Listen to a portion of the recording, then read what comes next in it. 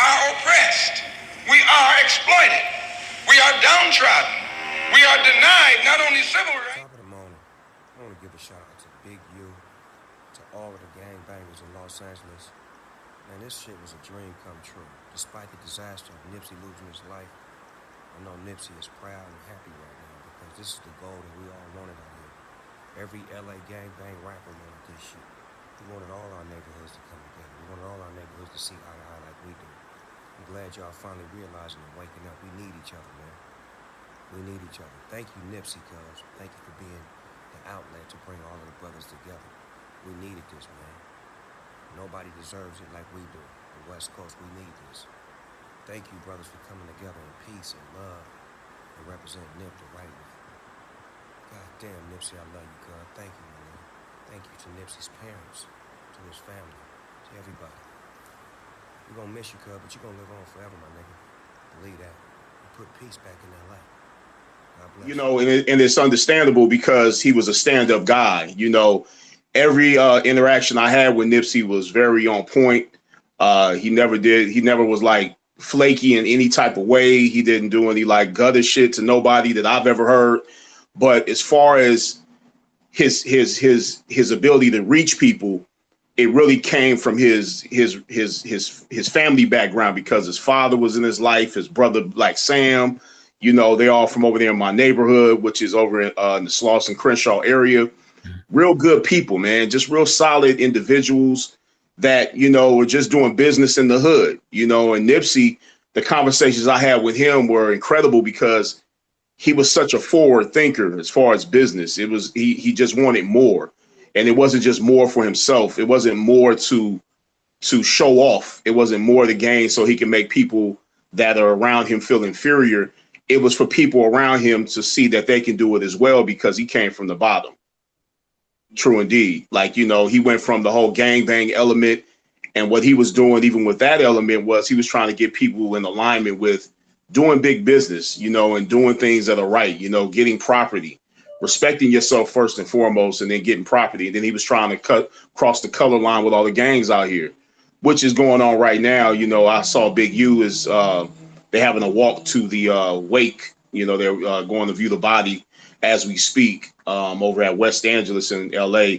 Those of you that don't know, West Angeles is where they filmed Boys in the Hood, the Boys in the Hood scene when the cop pulled him out the car, you know, and that's where he's at right now. And so they're all walking there. People from Hoover, people from 60s, people from VNG, all these different gangs that didn't get along before have been brought together in having to do with Nipsey's death and his passing. So, you know, it was pretty tough for me, man, because it troubled me, man. It messed with my sleep and everything way beyond my baby. So, you know, because he was a good guy, very, very good guy, man. Right. So describe, you know, because we're not over there and we can just speculate from what we see, but describe like how it feels over there, you know, how's the atmosphere right now in LA, man. The atmosphere in LA is real somber, you know. It's there's sorrow in the air, definitely, you know, but you can definitely tell that it hit a lot of people, and it's not just black people. It hit all types of people that are just not even if you weren't even really a big fan of his, just to see someone get done like that, you know, to know that this guy was trying to do business within his neighborhood and trying to make a difference. And something like this can happen, you know, and it doesn't even make sense because they claim, you know, there's so many different stories circulating. I've heard my own stories from, you know, people that were kind of on the scene and around the area where he didn't even have an argument with the guy. That's what they were saying. And then, you know, the guy left, he grabbed his hamburger, left and came back and started shooting, you know, and come to find out he's a government informant. So, you know, if anybody's an informant, they work for the government at that point, as we should know. And so, you know, there's a lot of conversations going on, but the main thing that needs to be developed from this situation for most people, just like anything, again, I've talked about this before, anything in the dark is going into the light of understanding and how to take care of your family as well as your community by watching what Nipsey did, going over everything that he did, his documents. I mean, it's documented. Everything he's done is documented. You know, and that's the beautiful thing with this YouTube era and social media is that everything he did pretty much was documented, how he turned those businesses into helping people that get out of jail, people around the way. So, just take a look and really see how you can make a difference within your community, kind of following the same way that Nipsey did it. But as far as the Dr. Sabies thing, I had a conversation with Nipsey. I saw him at a restaurant out here called Simply Wholesome. This was about maybe 3 weeks ago, maybe three weeks to a month ago. And he was getting out of his car, and he had Lauren London with him. And I did tell him, kind of be mindful of, going into the Dr. Sabies thing, being that he's using the platform that he's on to wake people up, because I know that, it's real damn hard to wake people up on their platform. You have to really be independent in order to get what you're trying to get off. And because he's not independent, he's a signed artist, and he was a signed artist. I knew that he had to be careful with that, because Dr. Sabies shook up the Food and Drug Administration, but so many people are aware of Dr. Sabies now, even in death, with his passing, people are aware of it now more than ever. And so, and hopefully people will take a look further into Dr. Sabies' work. But I did tell him that, and his response was, why would I say that? And, because I know that there are, secret orders of people that don't want the sheeple to wake up to the reality that there are certain things that are going on through the food and the drugs and the vaccinations and different things that are taking place. And they don't want you to wake up because you sleep. It benefits them for you to sleep, because you will forever be a consumer to what they push, and so it's just a strange thing. And I call it duress. It's constant duress, even seeing that footage of Nipsey laying there like that and getting shot, it's devastating, man, for people that knew him. Cause I knew the dude, man, even before he was like Nipsey Hussle running around LA, just a guy that's trying to develop his craft as a rapper. I'm giving him beat CDs from a guy I used to manage named Jay Henny the Business. He used to drive Jay Henny the Business crazy that I would give him a beat CD because he wasn't a signed artist. But I used to tell him, just get your skill, continue to get your exercise on, get your skills up. And come to find out, he put a few of those beats on some of his earlier mixtapes, which was pretty dope. I felt wasn't dope for Jay Hen, but it was dope for me. Shout out to Jay Hen. Yeah, he did. Jay Hen wound up doing All the Girls Around the World for Young Money. He did Strip for Chris Brown. He did Follow My Lead for 50 Cent. So Jay Hen, he got in the game, and he's been doing this thing ever since as well. Word. Let's talk about the Dr. Sabi and just that angle a little more. Not giving because obviously when he initially passed and we got news of it, that was immediately out there.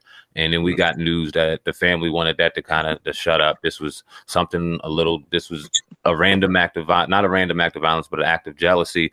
Someone that knew him, someone that hated on him. And this wasn't Dr. Sabi. Let's leave that alone. Let's not be disrespectful. And then, like you alluded to, Nipsey being just a forward thinker, as the days went on, we can't help but just to kind of think a little forward and think, okay, we understand Dr. Sabi may be a little far-fetched given the fact that a lot of the information about Dr. Sabi is out there, even though it's a very controversial topic, given the pharmaceutical industry, given what Dr. Sabi was doing. We know that's a fine line to walk on, but it isn't far-fetched for anybody to do that documentary. Now we see Nick Cannon jumping on, but is it too far-fetched to talk about and speculate on the fact that given his power and given his impact that he had on that community and that he had to the people in that community, that this was something a little deeper than a man being jealous of him, hating on him, some words being exchanged and him ending a man's life? Absolutely. Absolutely. It's absolutely deeper than what everyone's seeing, because I mean, here again, this guy is an informant. He's on paperwork. They know that. You see what I'm saying? And so anyone that's an informant that person works for the feds. They work for the government. So you have to speculate that first and foremost, because this is not like some just regular guy they killed. This is a guy that was actually taking action. I went down when you saw the footage of me filming him when he had the Culture Vultures book. he had me meet him at a spot called Vector 90. And that was a place, that was a place where they were teaching, you know, people how to code and different business models and stuff. They had all these different rooms where people can come in and rent the rooms and have meetings, and just a community center for people that want to take their business to the next level. And he gave me a tour of the spot, and I was just amazed because it was just so out of the box. It was something that I never even envisioned myself. I never heard of anything like this. And, you know, he had the guy that did all the connected to the coding for Instagram as well as Facebook, if I'm not mistaken. But I know Instagram, he had something to do with that. And that's just out of this world, man, that this guy brought this to the hood. It was right in the hood. It wasn't like it was in Beverly Hills. It wasn't in Santa Monica, which is a city outside of Los Angeles, you know, where a lot of other races live. This guy was right in the hood trying to enlighten people as far as business as well as life. And with the Dr. Sebi situation, you know, even with Nick Cannon doing it, he also has to be careful and be aware that the Food and Drug Administration will be like, you messing with the Food and Drug Administration would be like you going to the hood messing with dope dealers' money. You know what I'm saying? You messing with some drug dealers' money. You trying to stop them from getting their paper by waking people up, waking the fiends up. What you think they gonna do?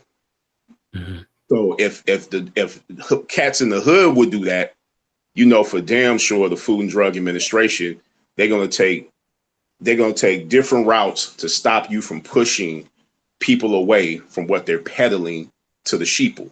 They're gonna stop you. They're gonna stop you, and they don't have to stop you by being vocal about it, because for them to be vocal about it, that would never happen. They're never gonna be vocal about it. What they would do is they'll send somebody in like an informant, you know, to take care of you, poison you some kind of way, then having it look like you had some old strange brain aneurysm. We've seen this before. You can name people that have had them, and you're out of here. But the good, you know, the interesting thing about it is that I have a different philosophy on death than the average person. So what we call life is death, and what we call death is life. So in actuality, to me, when I saw the post that Nipsey put up where he said that strong enemies is a blessing, and in connection to what happened, you know, he's stronger than ever right now because his energy still exists. Everything he stood for exists, but it's stronger than it's ever been. And you can see this through how it's affected so many people all over the world. It's affected not only people in Los Angeles, but people all over the world. And I'm sure when you guys saw it, it hurt you, and you might not even really I don't know if you were a fan of his work. And even if you weren't, it affects you because it's stupid. It's disgusting. And then you see his backstory, what he's really trying to do and what he was pushing and what he was doing. It makes it even worse, because here was a guy that came to the hood to do his thing, and he died where he was doing business. He laid there and died where he was doing business. And that's disgusting. It messed with my sleep, man. Like, still to this day, man, like after, you know, it's only been 5 days since it's happened. Mm-hmm. And brother, it's still, you know, it's pumping through my head. Like I had to stay off social media. I'll post something I get off of real quick because it's just the constant pulling me into sorrow. It lowers our vibrations. It keeps us feeling down and bad. And that's a part of the game, man. It's just the same principle. We are oppressed. We are exploited. We are downtrodden. We are denied not only civil rights, but even human rights. So the only way we're going to get some of this oppression and exploitation away from us or aside from us is come together against the common enemy.